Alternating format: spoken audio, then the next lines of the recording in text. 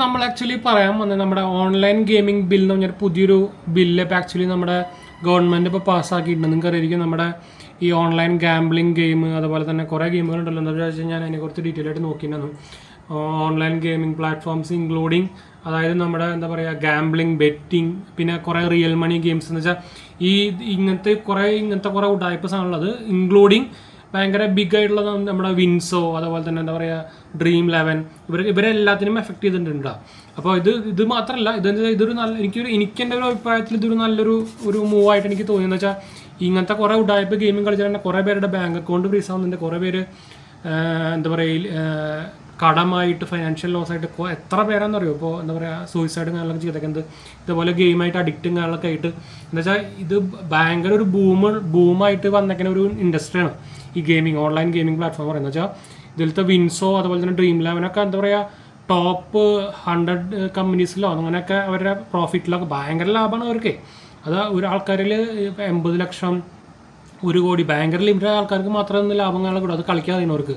അല്ലാത്തൊരു ഇഷ്ടംപോലെ ആൾക്കാർ ഇത് അഫക്ട് ചെയ്തിട്ട് ഇഷ്ടംപോലെ ആൾക്കാർ സൂയിസൈഡും അങ്ങനത്തെ കുറേ പരിപാടികൾ ചെയ്തുകൊണ്ടിരിക്കുന്നുണ്ട്. ഇപ്പോൾ റീസെൻ്റ് എല്ലാ മാസവും ഇവർ പറഞ്ഞ ഇപ്പോൾ റീസെൻ്റ്ലി വന്ന ന്യൂസ് അനുസരിച്ചിട്ട് എല്ലാ മാസവും മിനിമം 3 സൂയിസൈഡെങ്കിലും ഇതിൻ്റെ ഭാഗമായിട്ട് നടക്കുന്നുണ്ടെന്നൊക്കെയാണ് ഇപ്പോൾ ന്യൂസ് വന്നിരിക്കുന്നത്. അപ്പോൾ ഇത് നല്ലൊരു മൂവാണ്. ഇപ്പോൾ നമ്മുടെ ഈ കൂതറ ഇൻസ്റ്റാഗ്രാമേഴ്സൊക്കെ എന്ത് പ്രൊമോട്ട് ചെയ്യാവും, അത് അല്ലെങ്കിൽ തന്നെ കുറേ ഈ കൂതറ ഗെയിംസുകളാണല്ലോ ഉമ്മർ പ്രൊമോട്ട് ചെയ്യുക. ഇനിയിപ്പോൾ എന്ത് പ്രൊമോട്ട് ചെയ്യാവോ എന്താ വെച്ചാൽ ഇങ്ങനെ പ്രൊമോട്ട് ചെയ്യുന്നവർക്ക് 3 കൊല്ലം വരെ ഇംപ്രൂവ്മെൻറ്റും അതുപോലെ തന്നെ 1 year 1 crore ഫൈനൊക്കെ വരുന്നുണ്ട്. അതുപോലെ ഇതുപോലെ ഓൺലൈൻ ഗെയിം ഓഫർ ചെയ്ത് കഴിഞ്ഞാൽ അതുപോലെ തന്നെ അഡ്വർടൈസ് ചെയ്ത് കഴിഞ്ഞാൽ 50 ലക്ഷം ഫൈനും 2 കൊല്ലം വരെ തടവൊക്കെ ഉണ്ട്. അപ്പോൾ ഇനി എന്ത് പ്രൊമോട്ട് ചെയ്യാവോ?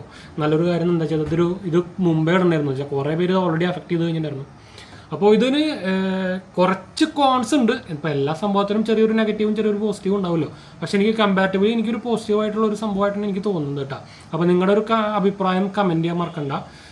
ചില അതുപോലെ തന്നെ ഫ്രീ ആയിട്ടുള്ള, അതായത് മെയിനായിട്ട് ഒരു റിയൽ മണി ഉപയോഗിച്ച് നടത്തുന്ന ഗെയിമുകളെയാണ് ഇത് ഫുള്ളി എഫക്ട് ചെയ്യാൻ പോകുന്നത്. അതായത് ഇപ്പോൾ ഇപ്പോൾ എക്സാമ്പിളായിട്ട് Dream11 അതുപോലെ തന്നെ വിൻസോ ഒക്കെ അവരുടെ പ്ലാറ്റ്ഫോമിൽ നിന്ന് തന്നെ ഇതുപോലെ ഈ സംഭവം ഉണ്ടായിരുന്ന പരിപാടിയൊക്കെ എടുത്ത് കളഞ്ഞിട്ടുണ്ട്. ഇപ്പോൾ ഇവർ ആക്ച്വലി സ്പോർട്സ് ഗെയിംസ്, അതായത് ക്യാഷൊന്നും റിയൽ മണി ഇൻവോൾവ് ചെയ്യാത്ത ഗെയിംസുകൾ, അതായത് സ്പോർട്സ് സേഫ് ആയിട്ടുള്ള സോഷ്യൽ ഗെയിംസുകൾ അതുപോലെ തന്നെ എഡ്യൂക്കേഷണൽ ഗെയിംസ് ഇതിനൊക്കെ പ്രൊമോട്ട് ചെയ്യാനാണ് ആക്ച്വലി ഇങ്ങനത്തെ ഒരു സംഭവം കൊണ്ടുവന്നേക്കുന്നത്. അതുപോലെ തന്നെ ബാൻ റിസ്കി മണി ഗെയിംസ്, അതായത് stop online gambling, betting, real money games ഒക്കെ ബിക്കോസ് അത് അഡിക്ഷനും അതുപോലെ തന്നെ ഫൈനാൻഷ്യൽ ലോസുകളും ഇൻവോൾവ് ചെയ്യുന്നതുകൊണ്ടാണ് ഇപ്പോൾ ഇങ്ങനത്തെ ഒരു സംഭവം വന്നിരിക്കുന്നത്. എൻ്റെ ഒരു അഭിപ്രായത്തിൽ ഇത് ഭയങ്കരമായിട്ട് ലേറ്റായി പോയി, അങ്ങനെ എനിക്ക് പറയാനുള്ളൂ. അതെന്ന് വെച്ചാൽ ഇഷ്ടം ആൾക്കാർ ഇതുപോലത്തെ കംപ്ലയിൻസും ഇതിപ്പോൾ ഇങ്ങനത്തെ ഈ ഓൺലൈൻ ബെറ്റിംഗ് ഗെയിംസ് ഉപയോഗിച്ചിട്ട് തന്നെ കോടിക്കണക്കിന് കംപ്ലയിൻസ് ആണ് ഓൾറെഡി സൈബർ പോലീസ് സ്റ്റേഷനിലൊക്കെ പെൻഡിങ്ങാർ കിടക്കുന്നത്. അതിൻ്റെ ഭാഗമുണ്ട് വേറെ കാര്യം. അടുത്തത് അവർ പറഞ്ഞേക്കുന്നത് പ്രൊട്ടക്ട് സിറ്റിസൺ ആൻഡ് സെക്യൂരിറ്റി, അതിൻ്റെ ഭാഗമായിട്ടാണ് ഇത് കൊണ്ടുവന്നേക്കുന്നത്. പിന്നെ സപ്പോർട്ട് ഇന്നോവേഷൻ, അതായത് provide rules and guidelines to grow India's gaming industry responsibility.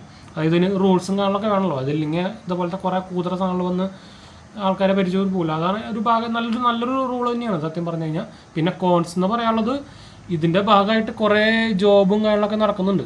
അത് കുറേയൊക്കെ കട്ട് ഡൗൺ ആവും. എന്താ വെച്ചാൽ ഇങ്ങനത്തെ കമ്പനികൾ ആൾക്കാരെ കട്ട് ഡൗൺ ചെയ്യും. പക്ഷെ അത് നോക്കുകയാണെങ്കിൽ എന്താ വെച്ചാൽ ആൾക്കാരെ കുറേ പേര് കൊന്നിട്ടാണ് ഇങ്ങനെ കുറേ പേര് ജോലി ഉണ്ടാക്കുന്നത്. അപ്പോൾ അത് നോക്കുമ്പോൾ അത് വലിയ നല്ല കാര്യമൊന്നുമല്ല.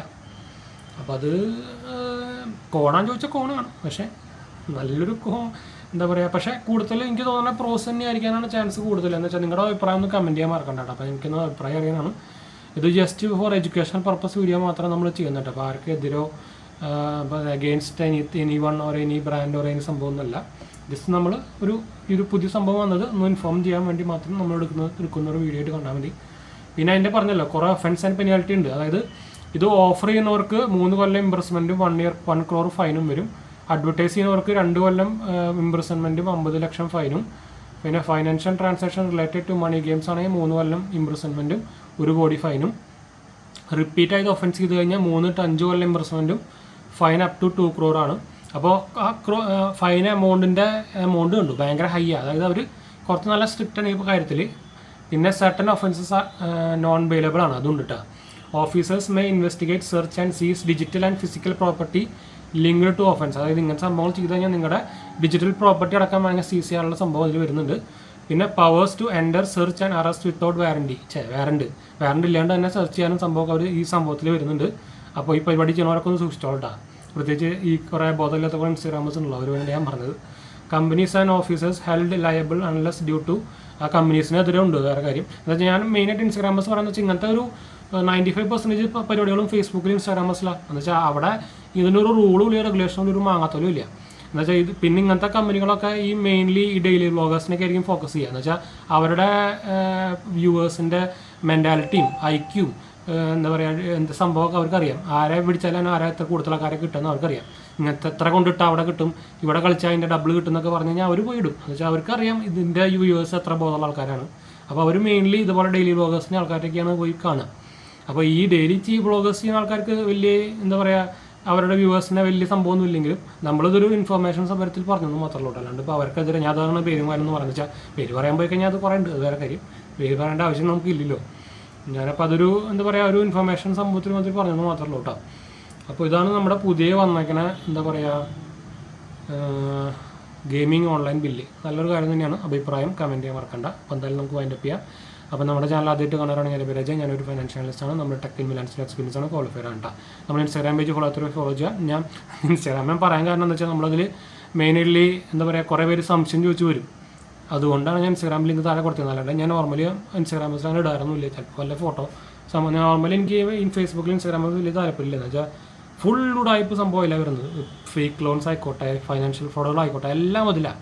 അപ്പോൾ അതുകൊണ്ട് തന്നെ നമ്മളൊരു ഫിനാൻസ് മെയിൻലി ഞാൻ ഫിനാൻസിൽ വർക്ക് ചെയ്യുന്നതായതുകൊണ്ടും ടെക്കിലും ഫിനാൻസിലും വർക്ക് ചെയ്തതായതുകൊണ്ടും നമ്മുടെ സബ്ജക്റ്റ് അതായതുകൊണ്ടും ഞാൻ നോർമലി ഇൻസ്റ്റാഗ്രാമിൽ ഫേസ്ബുക്ക് ഞാൻ പണ്ട് ഫേസ്ബുക്കിലും വീഡിയോ ഇതുപോലെ ഷെയർ ചെയ്യാറുണ്ട്. ഇപ്പോൾ പക്ഷേ ഞാൻ ചെയ്യാറില്ല. ഇപ്പോൾ എൻ്റെ ഫേസ്ബുക്കിൻ്റെ ആപ്പേ ഇല്ല. എൻ്റെ ഫോൺ എടുത്ത് നോക്കി കഴിഞ്ഞാൽ ഫേസ്ബുക്കിൻ്റെ ആപ്പേ എൻ്റെ ഇല്ല.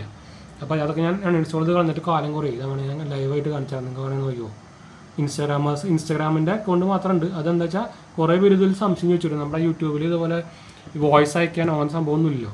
അപ്പോൾ അത് ഇല്ലാത്തതുകൊണ്ട് നമ്മൾ ഇൻസ്റ്റാഗ്രാം പേജ് കൊടുക്കുന്നത് മാത്രം. അതാണ് സംഭവം കേട്ടോ. അപ്പോൾ എന്തായാലും നമുക്ക് വൈൻഡപ്പ് ചെയ്യാം. അടുത്ത വീഡിയോ കാണാം.